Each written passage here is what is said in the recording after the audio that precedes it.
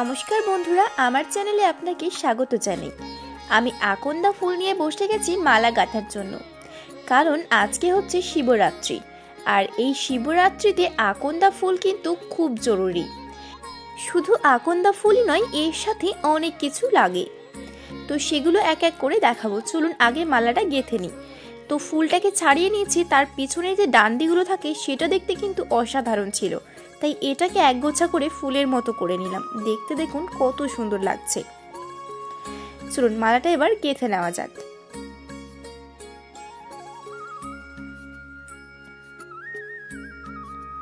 আমি এখানে একটাই মালা গাঁথবো। মালা গাঁথা আমার সম্পূর্ণ। চলুন এবার ডালাটাকে সাজিয়ে নেওয়া যাক। প্রথমে আমি নিয়ে নিয়েছি বেলপাতা, আকন্দা ফুল, কলকা ফুল আর আকন্দা ফুলের মালা নিয়েছি, আর বেল নিয়েছি। এরপর আমি নিয়ে নিয়েছি শসা, তারপর নিলাম আপেল, আর নিলাম আঙ্গুর ফল। এরপর আমি নিয়ে নিলাম দুটো মন্ডা। এটা প্যাকেটে করে নিয়েছি, কারণ অনেকটা দূর বাইকে করে যাব, তাই পড়ে যাওয়ার সম্ভাবনা থাকে। আমি সেই কারণেই বোতলে গঙ্গার জল আর বোতলের মধ্যেই দুধ ভরে নিয়েছি, যাতে পড়ে না যায়। আমার ডালা সাজানো প্রায় কমপ্লিট হয়ে গেছে। চলুন এবার যাওয়া যাক।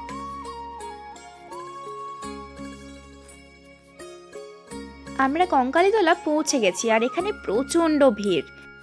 আর মন্দিরের চারিদিকটা খুব সুন্দরভাবে সাজানো হয়েছিল। প্রচুর পরিমাণে লাইট দেওয়া হয়েছিল, যার ফলে দেখতে খুব সুন্দর লাগছিল। তো চলুন এবার ভিতরে যাওয়া যাক। আমি ভিতরে গেছিলাম পুজো দিতে, আর বর দিকে চারিদিকটা ভিডিও করছিল, কারণ ভিতরে এত ভিড় ছিল, ক্যামেরা নিয়ে ঢোকা তো একেবারেই সম্ভব ছিল না। তাই পুজো দেওয়ার ভিডিওটা আর করতে পারলাম না। আমি আর বোন পুজো দিয়ে কোনো রকমে বেরিয়ে আসলাম। এত ভিড়ের মধ্যে যে বেরিয়ে আসতে পেরেছি, এই অনেক ব্যাপার। আমি বেরিয়ে আসতেই বর্মশাই ক্যামেরা নিয়ে একেবারে রেডি। আর এদিকে আমার ছোট কাকুর ছেলে মানে আমার ভাই আমাদের জন্য অপেক্ষা করছিল। আসলে আমার কাকিমারাও শিবরাত্রি করেছে, তাই কাকিমারাও পুজো দিতে এসছে, তাই কাকু এসছে। তো আমরা কোনো রকমে বেরিয়ে আসলাম। তারপর সবাইকে একটু একটু করে চান জল দিয়ে দিলাম।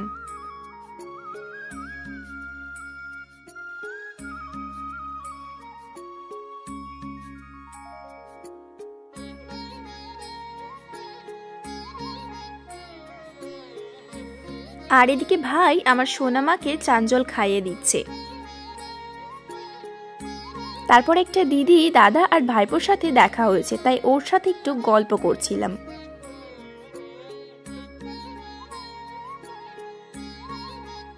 এবার আমরা ধূপকাঠি ধরাবো, আর ধূপকাঠি ধরিয়ে পুরো মন্দিরটা ঘুরে প্রণাম করে গেঁথে দেব। চলুন ধূপকাঠি ধরানো যাক। এখানে হাসাহাসির আমাদের একটাই কারণ আমরা এখানে এসে গ্যাস লাইট কুড়িয়ে পেয়েছি, তাই ভাই বলছে এটা আমাদেরকে বাবা শিব দিয়েছে ধূপকাঠি ধরানোর জন্য।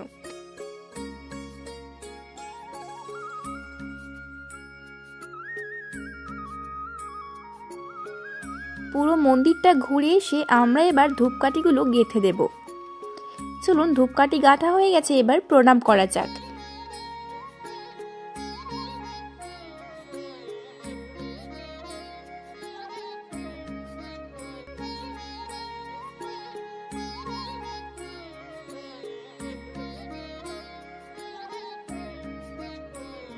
আমার প্রণাম করা শেষ। এবার বর্মশাইকে একটু চান জল দিয়ে দেব।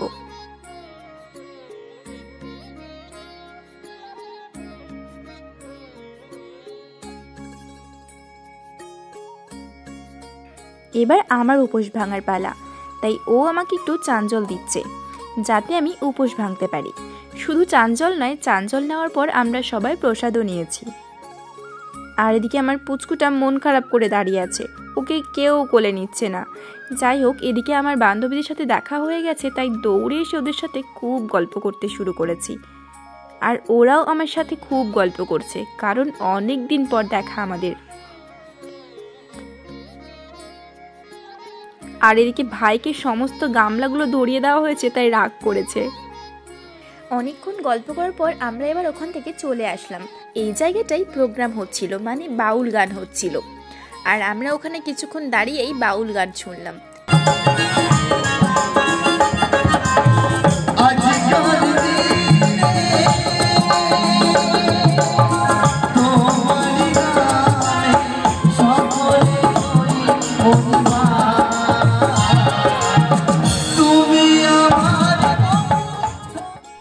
তারপর আমরা কঙ্কালী মন্দিরের ভিতরে আসলাম মা কঙ্কালীকে প্রণাম করতে।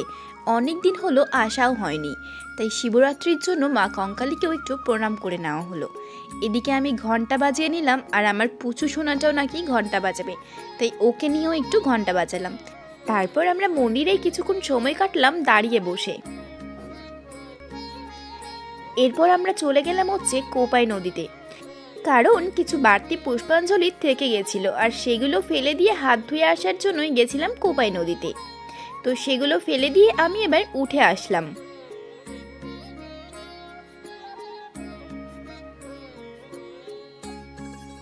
আমাদের পুজো দেওয়াও শেষ, আর এখানে অনেকটা সময় কাটানোও শেষ, তাই কঙ্কালীতলাকে বিদায় জানিয়ে বাড়ির দিকে রওনা দিলাম।